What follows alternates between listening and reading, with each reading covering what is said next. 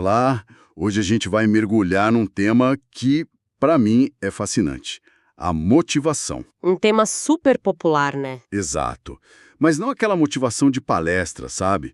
Cheia de gritos e aplausos. Entendi. A gente vai falar sobre aquela força que nasce no silêncio, quando ninguém está olhando. Aquela que sustenta o esforço do dia a dia, sem reconhecimento, sem a garantia de que vai dar certo. A motivação real, A então. motivação real. E o ponto de partida para nossa conversa é um texto chamado A Força Silenciosa da Motivação Invisível. A nossa missão aqui é tentar entender o que é essa tal motivação invisível, com base na história de duas pessoas que parecem não ter nada em comum, mas que ensinam algo muito poderoso. E olha, o que eu achei mais interessante nesse material é como ele já começa quebrando uma ideia muito comum. A gente foi ensinado a pensar em motivação como um sentimento, né? Sim, aquela euforia. Aquela explosão de vontade que bate depois de ver um filme inspirador, algo assim. O texto propõe o contrário. O oposto. Diz que motivação não é um sentimento que a gente acha por aí, mas uma estrutura que a gente constrói, tijolo por tijolo, com disciplina e decisão. Gosto dessa imagem da construção. Tem uma frase logo no início que define o tom de tudo. A motivação verdadeira é construída quando não há plateia. Isso já joga a gente direto na questão, né? Com certeza. O que de fato nos move quando o palco está vazio e as luzes apagadas. Exatamente. Quando não tem ninguém para dar o like, para bater nas costas e dizer bom trabalho. E para começar a desvendar isso, o texto nos leva para um lugar bem inesperado. O ateliê de uma restauradora de arte no Royal Museum of London. Um cenário muito específico. O nome dela é Bernadette Shaw, e o trabalho dela é pegar quadros antigos, danificados, às vezes considerados perdidos, e trazer de volta à vida. E a própria profissão dela já é uma metáfora perfeita para essa discussão toda. Como assim? Pensa bem. O trabalho de restauração é absurdamente lento, minucioso e quase totalmente invisível. O público só vê a obra pronta, gloriosa na parede do museu. É verdade. Ninguém vê as centenas de horas, a paciência infinita, os pequenos avanços e recuos que aconteceram no silêncio do ateliê. É uma analogia muito poderosa para a construção de qualquer coisa a longo prazo. Totalmente. A descrição do trabalho dela no texto é de arrepiar.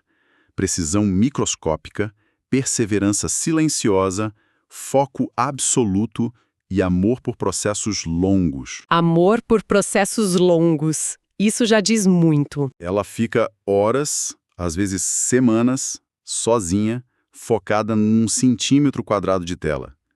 E tem uma citação dela que é o coração da história.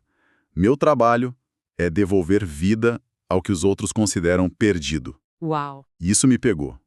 Porque não é só sobre arte. É sobre resgatar o potencial em algo ou em alguém que já tinha sido, sabe, descartado. E o mais incrível é que essa filosofia foi forjada no fogo, no momento de crise pessoal dela.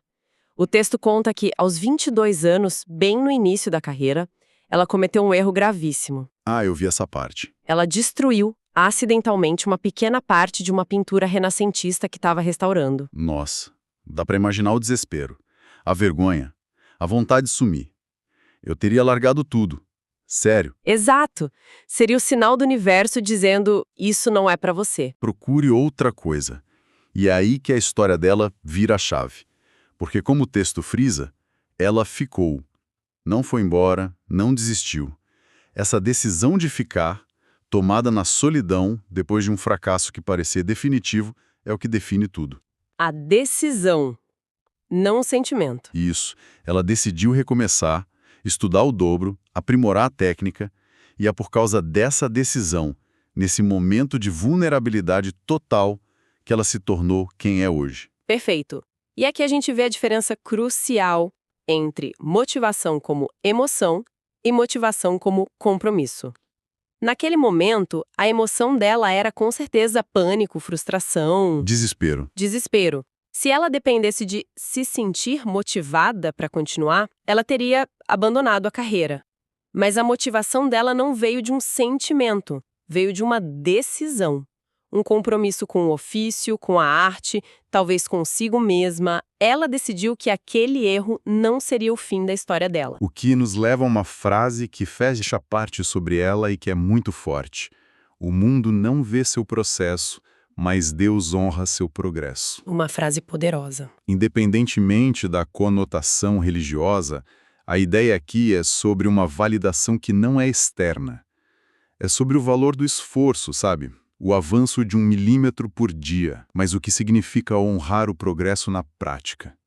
Como alguém faz isso no dia a dia quando sente que não está chegando a lugar nenhum? Ótima pergunta. Eu acho que honrar o progresso é, antes de tudo, mudar a nossa própria métrica de sucesso. A gente tende a medir o sucesso pelos grandes marcos, a promoção, o diploma, o projeto concluído. O resultado final. Exato. Honrar o progresso é aprender a valorizar o esforço diário. É terminar o dia e, em vez de focar no quanto ainda falta, reconhecer. Hoje eu estudei por 1 hora mesmo cansado. Ou hoje eu escrevi um parágrafo mesmo sem inspiração. É dar valor ao ato, não só ao resultado. Exatamente. É o que a Bernadette fez. Cada pequena pincelada correta depois daquele erro era um progresso a ser honrado, mesmo que o quadro inteiro ainda levasse meses para ficar pronto. Entendi.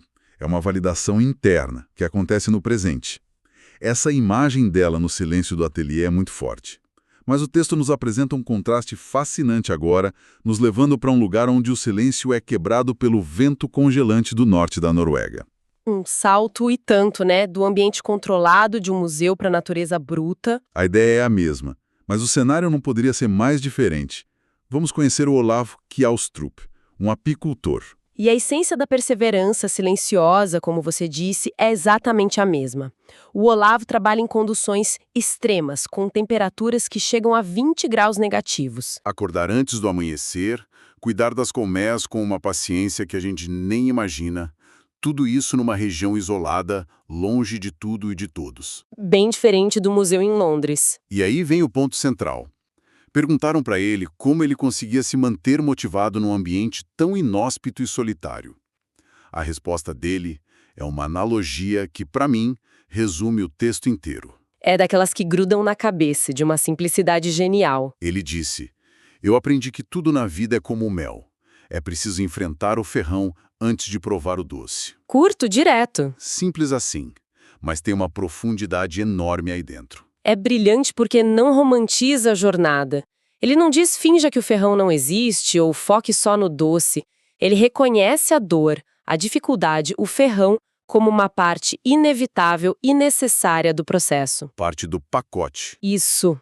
A motivação dele não nasce de uma tentativa de evitar o desconforto, mas da compreensão de que o desconforto é o caminho para a recompensa.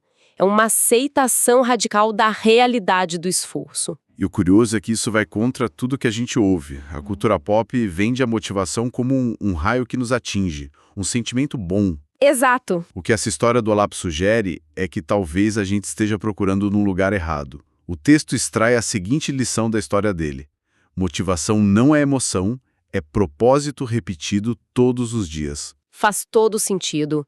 Ninguém acorda eufórico para sair num frio de menos 20 graus Celsius. Não tem emoção positiva aí. Nenhuma. O que o move é um propósito claro: cuidar daquelas abelhas, produzir o mel e a disciplina de executar as tarefas, não importa como ele esteja se sentindo naquele dia. E o texto faz questão de ressaltar que essa sabedoria toda vem de um homem simples, desconhecido, escondido. Isso é fundamental. As lições mais verdadeiras sobre resiliência e força de vontade, muitas vezes, não estão nos best-sellers ou nos palcos. Elas estão na prática diária de pessoas comuns que enfrentam seus desafios de forma consistente, longe dos holofotes. É a sabedoria que vem do fazer. Exato. Não do falar sobre fazer. Ok, então vamos conectar os pontos. Temos uma restauradora de arte num ateliê em Londres. E um apicultor no frio da Noruega. Aparentemente 2 mundos distintos, mas no fundo a história é a mesma.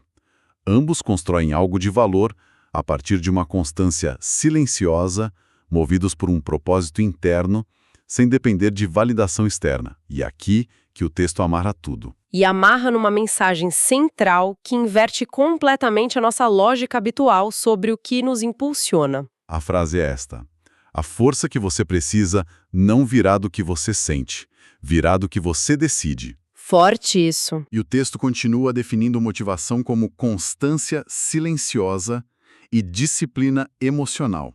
Isso é quase um soco no estômago, porque a gente vive na era do siga seus sentimentos.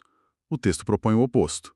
Lidere seus sentimentos através de suas decisões. Não espere sentir vontade para agir.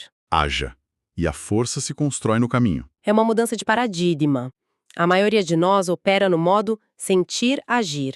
Eu preciso sentir inspiração para escrever, sentir energia para malhar. Sentir confiança para começar um projeto. Exato. A proposta aqui é o modo agir-sentir.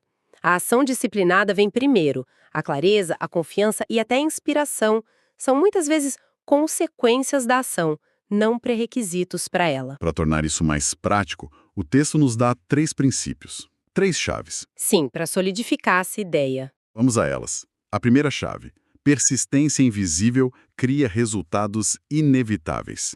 Essa palavra inevitáveis é muito forte. Soa quase otimista demais. Como o texto sustenta isso? É uma ótima pergunta. E não é um otimismo ingênuo. A ideia de inevitável aqui está ligada a uma lei de causa e efeito. Pensa no efeito cumulativo. Ok.